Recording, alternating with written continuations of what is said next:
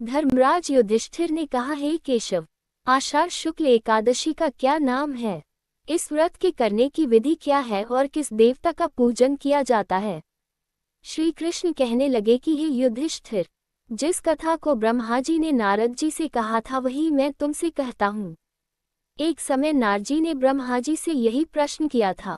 तब ब्रह्मा जी ने उत्तर दिया कि हे नारद, तुमने कलियुगी जीवों के उद्धार के लिए बहुत उत्तम प्रश्न किया है, क्योंकि एकादशी का व्रत सब व्रतों में उत्तम है। इस व्रत से समस्त पाप नष्ट हो जाते हैं और जो मनुष्य इस व्रत को नहीं करते वे नरकगामी होते हैं। इस व्रत के करने से भगवान विष्णु प्रसन्न होते हैं। इस एकादशी का नाम पद्मा है। अब मैं तुमसे एक पौराणिक कथा कहता हूँ, तुम मन लगाकर सुनो। सूर्यवंश में मांधाता नाम का एक चक्रवर्ती राजा हुआ है, जो सत्यवादी और महान प्रतापी था। वह अपनी प्रजा का पुत्र की भांति पालन किया करता था। उसकी सारी प्रजा धन धान्य से भरपूर और सुखी थी। उसके राज्य में कभी अकाल नहीं पड़ता था। एक समय उस राजा के राज्य में 3 वर्ष तक वर्षा नहीं हुई और अकाल पड़ गया। प्रजा अन्न की कमी के कारण अत्यंत दुखी हो गई। अन्न के न होने से राज्य में यज्ञादि भी बंद हो गए।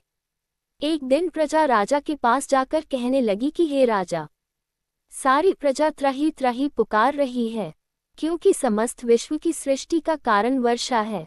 वर्षा के अभाव से अकाल पड़ गया है और अकाल से प्रजा मर रही है।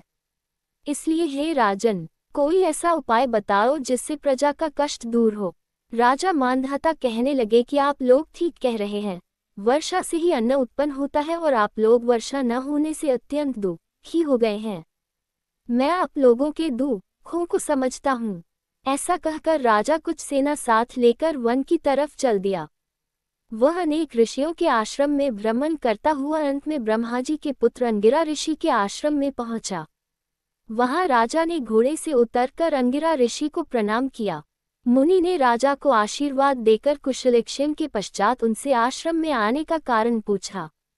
राजा ने हाथ जोड़कर विनीत भाव से कहा कि हे भगवान, सब प्रकार से धर्म पालन करने पर भी मेरे राज्य में अकाल पड़ गया है।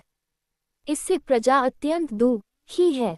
राजा के पापों के प्रभाव से ही प्रजा को कष्ट होता है, ऐसा शास्त्रों में कहा है। जब मैं धर्मानुसार राज्य करता हूँ तो मेरे राज्य में अकाल कैसे पड़ गया, इसके कारण का पता मुझको अभी तक नहीं चल सका। अब मैं आपके पास इसी संदेह को निवृत्त कराने के लिए आया हूँ।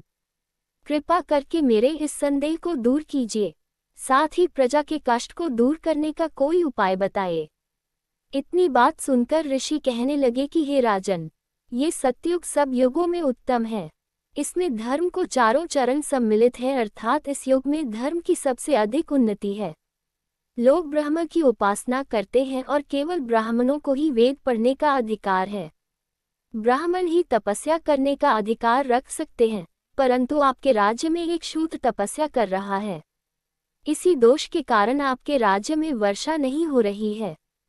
इसलिए यदि आप प्रजा का भला चाहते हो तो उस शूद्र का वध कर दो।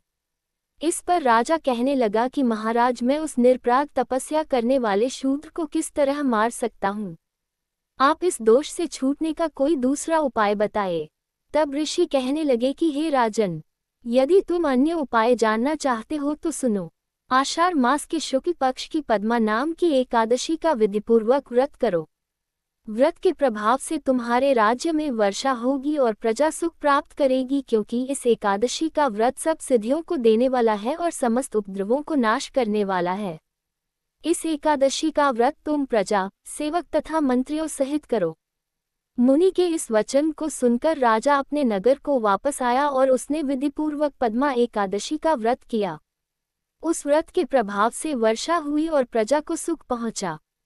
अतः इस मास की एकादशी का व्रत सब मनुष्यों को करना चाहिए। यह व्रत इस लोक में भोग और परलोक में मुक्ति को देने वाला है। इस कथा को पढ़ने और सुनने से मनुष्य के समस्त पाप नाश को प्राप्त हो जाते हैं।